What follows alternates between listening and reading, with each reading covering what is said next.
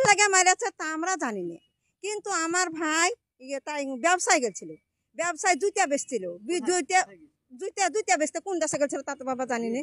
জুতা বেচতে গেছিল, জুতা বেচার পর বাড়ি ফিরে আসছিল, ফিরার পথেও কাটেছে, ওই বাপি কেটেছে। বাপি বলতে ওই ছেলের যে ছেলেটা কাটিয়েছে তার নাম বাপি, ওখানে বাড়ি শঙ্করপুরে বাড়ি, কিন্তু হাসে দিয়ে কেটেছে। তিন কোপ দিয়েছে, 3 কোপ কি 4 কোপ, এটা তো আমি সঠিক আমি আঁকাবিকি করে এসেছি। এখন কোথায় কোথায় এখন চিকিৎসা করলো, কত রক্ত পড়েছে কি দেখ। কাটার পর টুকটুকিতে হসপিটালে নিয়ে এসেছে, এই যে হরিহার পাড়ায়। আহত হয়েছে বাঁ হাতের এই কাঠে মেরেছে, মাথায় মেরেছে, আর এই হাতে হাতে ডান হাতে বোধহয় কোপ মেরেছে, আর ইয়াতে এখানে কামড়াইছে। কি কারণ হতে আমরা কিছুই জানি না। থানায় এখন অভিযোগ করেনি, করবে।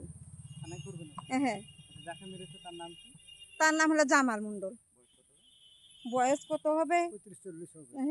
40-50 হয়ে যাবে। ও জুতার ব্যবসা করে, জুতা বেচে বেড়ায় গ্রামে গ্রামে। না, কিচ্ছু গন্ডগোল নাই। হ্যাঁ, কিচ্ছু গন্ডগোল নাই। হ্যাঁ, মেডিকেল নিয়ে গেল। আমি হচ্ছে ওর বোন। আমার নাম সালাহা বিবি।